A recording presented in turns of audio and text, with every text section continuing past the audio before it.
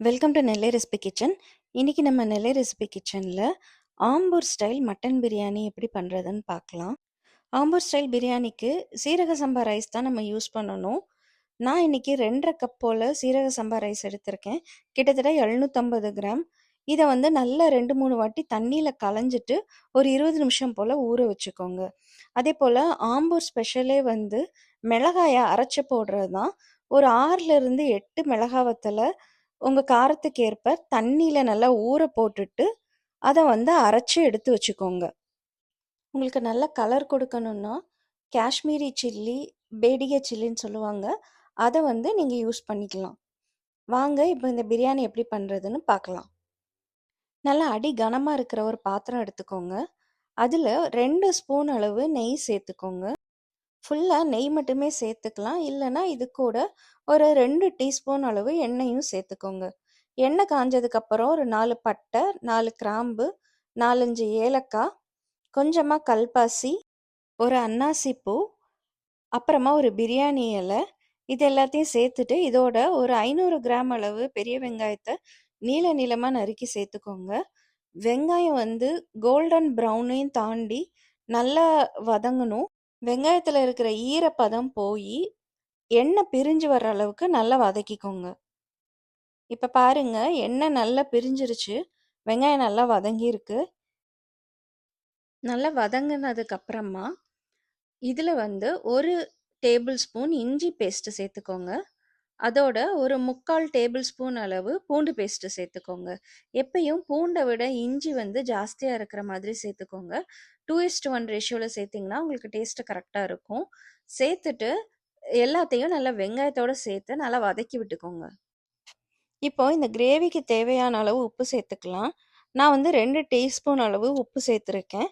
அதோட கொஞ்சம் புதினாவும் கொத்தமல்லியும் சேர்த்துக்கலாம். சீரக சம்பா ரைஸை வந்து வேக வச்சு தனியாக அதில் ஆட் பண்ண போகிறோம். ஸோ அதுலேயும் கொஞ்சம் உப்பு சேர்த்துக்குவோம். மட்டனுக்கு தேவையான அளவு மட்டும் உப்பு வந்து நம்ம இதில் சேர்த்துக்கலாம். ஒரு கை அளவு புதினா கொத்தமல்லி சேர்த்ததுக்கு அப்புறமா ஒரு 4-5 பச்சை மிளகாவும், அதோட ஒரு 500 கிராம் அளவு தக்காளியும் சின்ன சின்னதாக நறுக்கி இதோட சேர்த்துக்கோங்க. இதில் நம்ம முதல்ல ஆட் பண்ணுற ஸ்பைசஸ் தான். அது போக கரம் மசாலாவோ இல்லை வேறு எந்த மசாலாவோ நம்ம ஆட் பண்ண போகிறது இல்லை. டைரெக்டாக சில்லி பேஸ்ட் மட்டும்தான் போட போகிறோம். அதனால ஃபஸ்ட்டே உங்ககிட்ட என்னென்ன ஸ்பைசஸ் இருக்கோ அது எல்லாத்தையுமே நீங்கள் ஆட் பண்ணிக்கோங்க. இப்போ தக்காளி வதங்கினதுக்கப்புறமா நம்ம அரைச்சி வச்சுருக்கிற சில்லி பேஸ்ட்டை வந்து ஆட் பண்ணிக்கலாம். நான் வந்து 6லேருந்து 8 மிளகாயை ஒரு 10 நிமிஷம் போல் ஊற வச்சு மிக்சியில் அரைச்சி பேஸ்ட்டாக எடுத்திருக்கேன். இப்போ இதை நல்லா வதக்கி விட்டுக்கலாம். மசாலா நல்லா வதங்கிட்டு இருக்கும்போதே கிட்டத்தட்ட 1/4 லிட்டர் அளவுக்கு தயிர் சேர்த்துக்கோங்க. நம்ம மட்டன் வந்து வேக வச்சு சேர்க்க போகிறது இல்லை, ரா மட்டனாக தான் இதில் ஆட் பண்ணி இதிலேயே தான் நம்ம ஸ்லோ குக் பண்ண போகிறோம். ஸோ அதனால் தயிர் கொஞ்சம் ஜாஸ்தியாகவே சேர்த்துக்கோங்க. அப்போ தான் மட்டன் நல்லா டெண்டராக இருக்கும். தயிர் போட்டு வதங்கினதுக்கு அப்புறமா நம்ம மட்டன் சேர்த்துக்கலாம். நான் 1/2 கிலோ மட்டனை கழுவி சுத்தம் பண்ணி வச்சுருக்கேன். இப்போ நம்ம அதை சேர்த்துக்கலாம். சேர்த்துட்டு மட்டனையும் நல்லா வதக்கி விட்டுக்கோங்க. குக்கரில் வச்சு வேக வைக்கிறத விட நம்ம இந்த மாதிரி ஸ்லோ குக் பண்ணோன்னா டேஸ்ட்டு நல்லாவே வரும். ஸோ எல்லாத்தையும் நல்லா கலந்து விட்டுட்டு இந்த மட்டன் வேகிற அளவுக்கு தேவையான தண்ணி ஒரு 1 இல்லை 1.5 டம்ளர் அளவு தண்ணி சேர்த்துட்டு மட்டனை வேக வச்சுக்கோங்க. ஆல்ரெடி உப்பு எல்லாமே நம்ம சேர்த்துட்டோம். ஸோ இப்போ இதை வந்து ஒரு மூடி போட்டு மூடி வச்சு நல்லா ஒரு 20 நிமிஷம் போல் வேக வச்சு எடுத்துக்கோங்க. பேரலாக இன்னொரு பாத்திரத்தில் தண்ணி கொதிக்க வச்சுக்கோங்க. அப்பப்போ இந்த கிரேவியை ஓப்பன் பண்ணி பார்த்துட்டு கலந்து விட்டுக்கோங்க. வேணும்னா உப்பு காரம்லாம் இந்த ஸ்டேஜ்லேயே செக் பண்ணிக்கோங்க. மீடியம் ஃப்ளேமில் வச்சுட்டு மட்டன் வேகிற வரைக்கும் வெயிட் பண்ணலாம். வெந்ததுக்கப்புறம் கிட்டத்தட்ட ஒரு டம்ளர் அளவு அந்த தண்ணி இருக்கிற மாதிரி அளவு மெயின்டைன் பண்ணிக்கோங்க. மட்டன் இன்னும் நல்லா வேகிறதுக்கு கொஞ்சமாக லெமன் ஜூஸ் ஊற்றிக்கோங்க. ஒரு அரை மூடி லெமனை புழிஞ்சிட்டு அந்த ஜூஸையும் இதோடு சேர்த்துக்கோங்க.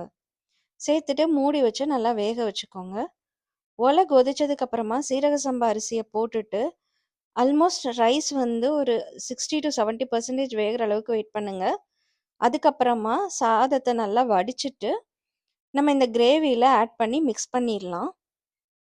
பேட்ச் பேட்சா ரைஸை நல்லா வடிச்சிட்டு சேர்த்துக்கோங்க. சேர்த்ததுக்கப்புறமா சமமா இருக்கிற மாதிரி கலந்து விட்டுக்கோங்க.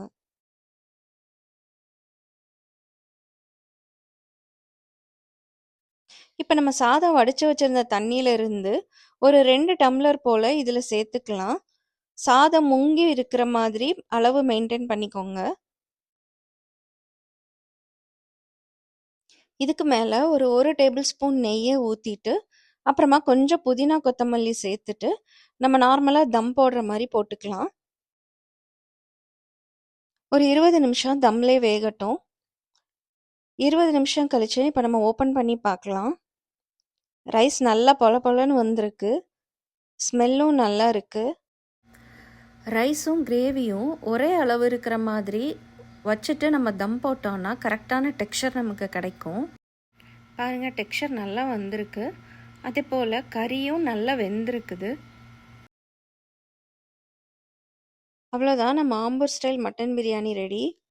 நீங்களும் இதை உங்கள் வீட்டில் ட்ரை பண்ணி பார்த்துட்டு எப்படி இருக்குன்ற ஃபீட்பேக்கை கமெண்ட்டில் சொல்லுங்கள். இன்னொரு வீடியோவில் பார்க்கலாம். உங்களுக்கு இந்த வீடியோ பிடிச்சிருந்தா like, share and subscribe to Nellai recipe kitchen. Thank you.